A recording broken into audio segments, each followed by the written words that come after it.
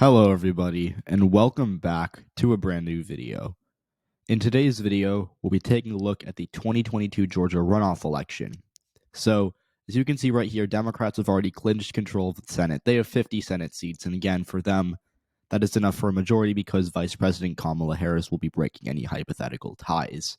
Democrats got to this 50-seat majority guaranteed point by winning. They held on to New Hampshire, Arizona, and Nevada. And they picked up Pennsylvania, which would offset any potential loss at this point in Georgia. But the point of this video is for me to explain why I don't think they're going to lose Georgia.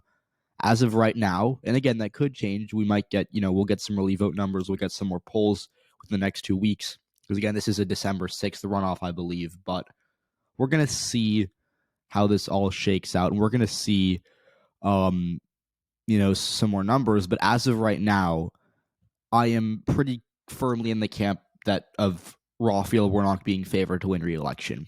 It's not a lock. I don't think it's by any means a guarantee that Herschel Walker will lose, but I do think he's going to lose to Raphael Warnock as of right now.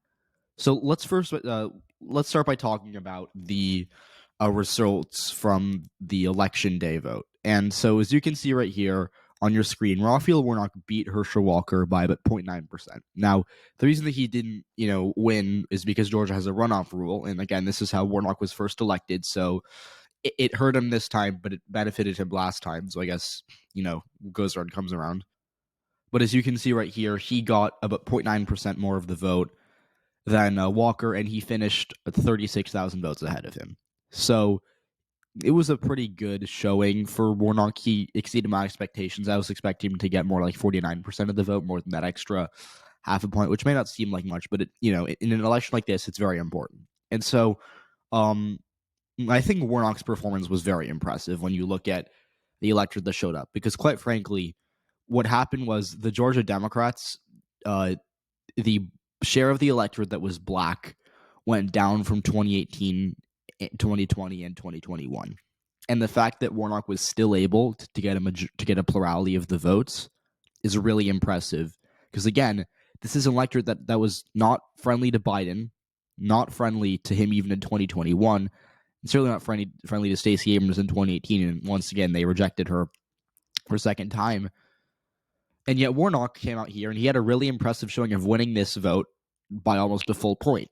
And he did that because he did very well in the suburbs. So let's take a look at these Atlanta suburbs, okay? And this is compared to 2020. And as we know, in 2020, Biden did very well in the Atlanta suburbs. It's why he won Georgia. So let's just start with Henry. Again, Henry is rapidly diversifying. It's a left-trending county. Warnock did 9% better than the Biden. Newton, 5% better. Douglas, 6% better. Paulding, 4.5% better, although, again, he still lost it. Cobb, 2% better. And again, Cobb is one of the whiter suburban counties. Again, it does have significant black population, but it is still a fairly white county. So it's really significant that Warnock's gains also came with white voters. Gwinnett County, this is another diversifying suburban county of Atlanta, trended 2% towards Warnock. And then even in the extras, which are deep red still, he did a point better in Cherokee and he did half point better in Forsyth. And so when you look at those results from these Atlanta metro counties specific, and by the way, you can also look at where's DeKalb, which is where Atlanta, Fulton and DeKalb split Atlanta. He did 2.5, 3 points better in both those counties respectively. So the fact that Warnock was able to improve over Biden in almost every single county in the Atlanta metro area, really impressive. Another thing he did well was, not having any real bleeding in the Savannah area, because Savannah's been a bit of a trouble spot for Georgia Democrats. In the 2021 runoffs, I remember the turnout there was not good for the first few weeks of early voting, and it kind of got fixed last second, but still wasn't great. And if you look at, how he actually did 2% better than Biden in Chatham County, which is where Savannah is. So Atlanta, Savannah, both very good for Warnock. Augusta itself didn't really move. He actually did half point better than Biden. But again, in fairness, if you do look at Columbus, it's interesting. So yeah, he did better. I didn't know he did better in Columbus. I knew he did better than the other three, but he did better than Biden, Atlanta, Columbus, Augusta, and Savannah. And Athens is where the college is.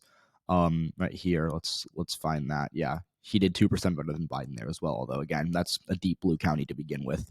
So that is all very interesting to me. And that's why Warnock did so well. He was able to, look, he won. I'll pull up the exit polls. He won black voters 90-9. So he won them 94-6 in 2021. If you go down here, 90-9 or 90-8 rather. So he won them by 82 this time. So only but a 2% swing to the right compared to last time. And that's, again, pretty good for Warnock because he still did about, I think, a point or so better than Biden with black voters. And if you take a look at the share of the this is what matters here, right? Functionally, there's not too much of a difference between Warnock getting 90 and 91% of the black vote. But if you look at the share of the electorate, this is why it was concerning for Georgia Democrats. Because when Warnock won in 2021, it was 30.5%. When Biden won in 2020, it was 29%. And with every extra point of the black vote that goes up, it's basically an extra point for the Georgia Democrats because, again, they're breaking massively for them. So let's say the black vote, like in the 2021 runoffs, black vote was 30.5, or I think 30.7 to be exact. So let's just round up. Let's say it was 31%. That was Warnock won it by 2. If it's 30%, he probably would have won by 1. In 2020, it was 29%. Biden won by 0.2%. So he won by functionally 0. It was literally almost a dead heat, and Biden narrowly won. Let's say it was 28%. Biden probably would have lost that 28% black electorate by maybe a point, maybe a little less, but somewhere in that ballpark, okay? And now, that's the electorate that shows up, and no one gets a majority, but Warnock does win by a point. So the fact that we saw Warnock outrunning the electorate of the day is really impressive, and I think that's why he should be so optimistic for these runoffs, because, again, the electorate probably can't get more white. It's possible, but I wouldn't bet on it because, again, in 2020, it got 2% more black. And so if that trend continues, Warnock should win fairly easily, probably by 2 or 3 points. And so when you take a look at the electorates that show up, they're probably going to get black voters are planning to make up a higher share of that electorate, and that's probably going to benefit Raphael Warnock. And then, when you look at how moderate and independent voters broke, this is another reason why Warnock was able to actually win the outright vote despite the electorate not being very friendly to him. He won independents by 11, and he won moderates by 34. So again, Walker locked down Republicans. He locked down conservatives. He didn't really. Actually, it's interesting. Liberals broke for Warnock by 88, but he only won conservative by 77. So he actually did not great with conservative voters. But if you take a look at the moderates, they broke for Warnock, and again, he won. Obviously doesn't translate exactly, but these two groups combined for 57% of the electorate, and he won that group, with 70-something% of the vote based on averages. And that's why I think Walker's in trouble. Because, again, when you look at, just talking about a runoff electorate, because it matters here, right? Runoff electorates, okay, let's just take a step back for a second. I know I was not very coherent, but let's just talk about a runoff electorate, okay? So, just think of the average voter that knows to vote in a general election, but forgets there's a runoff or doesn't really care about a runoff, or it's just doesn't know, right? That voter is more likely than not a white, non-college educated rural voter, right?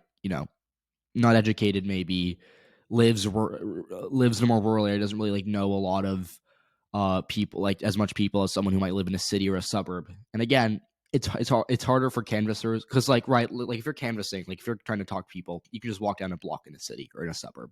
In a rural area, on a bunch of farms, it takes forever.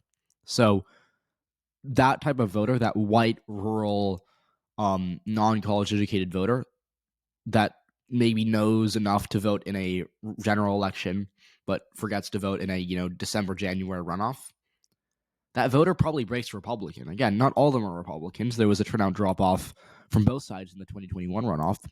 But if you look at the election results, right, and again, I'm showing you the Ossoff election because it was a 1v1, whereas Warnock's election was kind of a 3 people.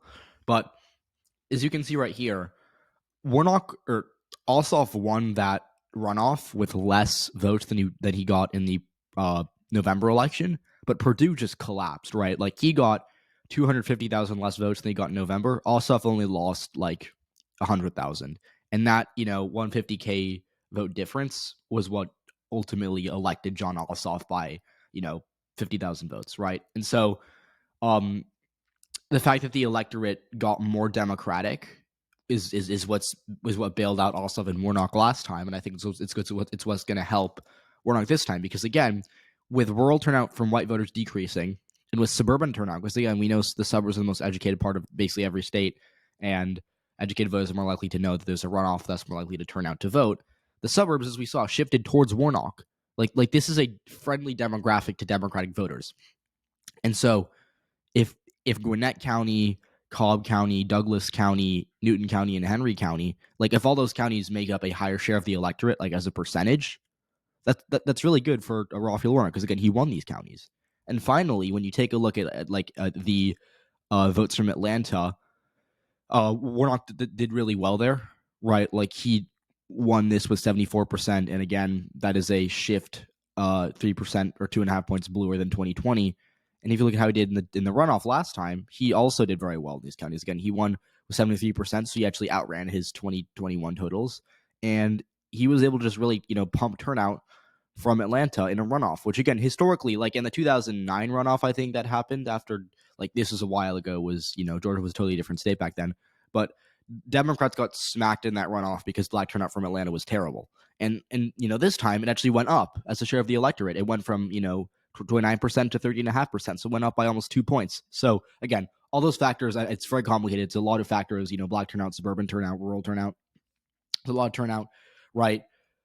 Those factors all benefit Warnock, which is why I was consistently saying that the reason I don't think that Walker's going to win this race from the beginning is that he probably can't crack 50% of the vote, right? Because his best path was to get 50% election day, and he didn't really get that close. He got 48.5. So again, things could change. There's always a chance the early vote data is just really bad for Democrats in Georgia, and that black turnout does actually end up falling. And if that happens, I will move it probably to Walker being favored. But at this point in time, I'm pretty confident that Raphael Warnock will win re-election. My rating is lean D. I think he wins by 2 or 3 points, but we're going to have to see. So thanks for watching. I hope you enjoyed. If you did, please leave a like, subscribe to the channel if you haven't already, and I will see you all in the next video. Have a great rest of your day.